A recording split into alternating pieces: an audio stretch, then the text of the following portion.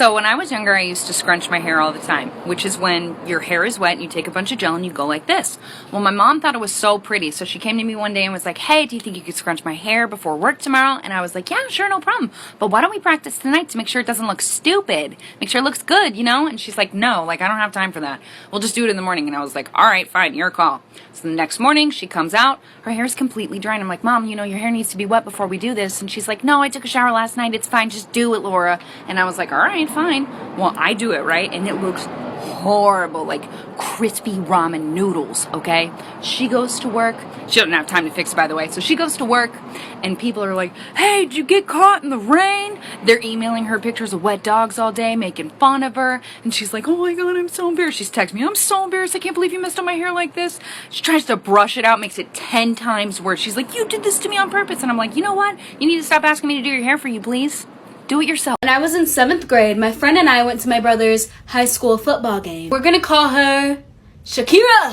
So halfway into the game, these two really hot guys walked up to us, bitch. Dude, I remember they whispered and they were like, meet us under the bleachers in 10 minutes. Y'all are cute as fuck. Let's talk. Of course we went. We're just prepubescent. We're rebellious. I don't know what it's. So Shakira and I go to the bleachers and we see the two cute guys. I remember the guys were like, hey, put these blindfolds on. We're gonna go somewhere. It's gonna be cute. So my dumbass put the blindfold on. I remember one of the guys were like, take off the mask real quick. Hold up. So I take off the mask and straight ahead is my brother filming me. And he's like, this was a test. I'm gonna show mom and dad. A little girl made me cry last night. So the coffee shop that I work at also has ice cream. And so this lady had brought in her granddaughter to get ice cream. This little girl's probably about 4 or 5 years old. And she asked for ice cream with sprinkles. And so I absolutely loaded it with sprinkles because she's a kid and I have a heart. And the entire time this girl's eating her ice cream, she just keeps glancing at me. And right before they're about to leave, the grandmother brings her up and says, okay, tell her what you wanted to tell her. The little girl looks up at me and goes, I think you're a princess. And the grandmother goes, tell her why you think that. And the little girl looks up at me and goes, because you remind me of sunshine.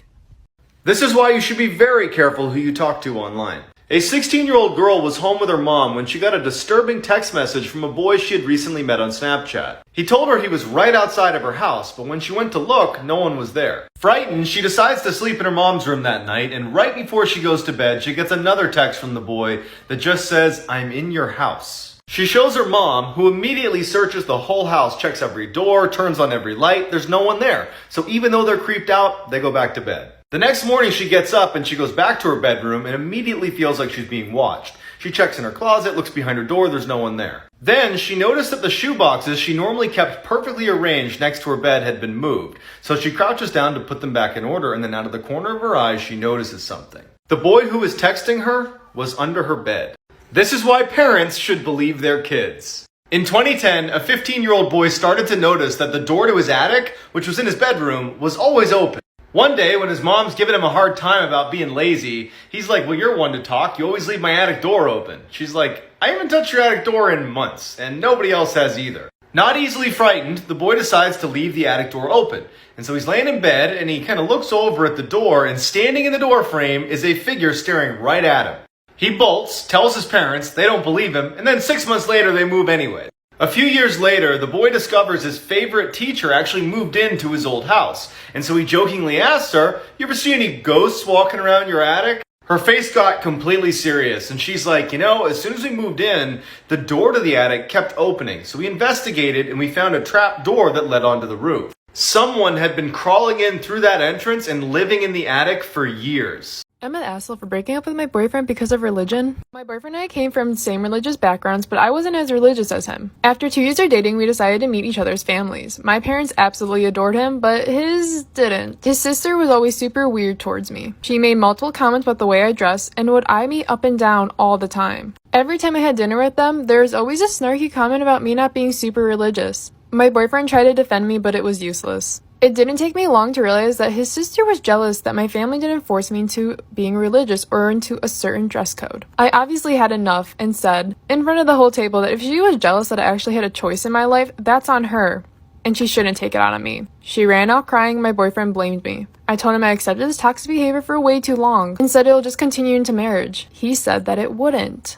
I asked him how he knew that. He confessed that he was going to start convincing me slowly into being more religious, so his kids would have a good example. I asked if I wasn't religious, does that make me a bad mom? He said yes. I broke up. Storytime about how I found my uncle sleeping with my best friend. So a little background information. I was 18 at the time and a freshman in college. My uncle was a National Guard, and we were the same age, we went to the same school, and we also had the same friends. And while he was away, I had made one friend that he didn't know about.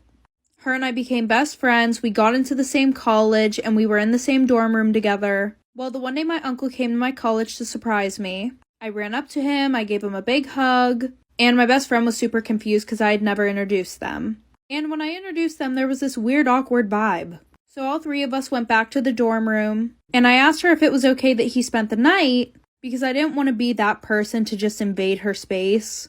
So she ended up saying yes, and eventually we all got really hungry, and we all wanted Chick-fil-A, so I went and I left them all alone in the room together. Like for part 2. Part 2 about how I found my uncle sleeping with my best friend. So like I said, I went to go get us Chick-fil-A and I left them in the dorm all alone together. While I was waiting in line, I called them to ask what they wanted and nobody answered the phone. So I was like, okay, whatever, it's fine. They're probably just busy talking. So I low-key took a long time because I went to the grocery store to get some cookies. I was just craving them. So then I get back to the dorm room. As soon as I open the door, I see both of them unclothed on top of each other on the bed, doing the nasty. So for some reason, I had a broom and I threw it at my uncle and I went to my friend's apartment that night. And when I told my mom about it, she said that it was my fault because weirdly enough, they praised all the boys in my family. Am I the asshole for walking out on my husband's birthday dinner when his sister was complaining about her fertility? My husband's parents threw my husband a birthday dinner at their home last Saturday. During dinner, his sister announced she was pregnant with her 6th child. Everyone congratulated her and my husband grew quiet. He and I have been trying for a baby for 7 years now and only just saved the money for IVF. Once the commotion about the new member of the family settled, my sister-in-law started her usual commentary on how much it sucks to be so fertile. She said she feels like she'll never be able to stop having kids because the pill and contraceptive injection both failed and now she's not a good fit for an IUD. She even pointed out that she'd been pregnant so often they don't even need to have full sex anymore for her to get knocked up. The only way to get what you want is to become a human yourself. Can you do that? My dear, sweet child, that's what I do. It's what I live for, to help unfortunate merfolk like yourself. Poor souls with no one else to talk. And after all this time, everybody knows when everybody's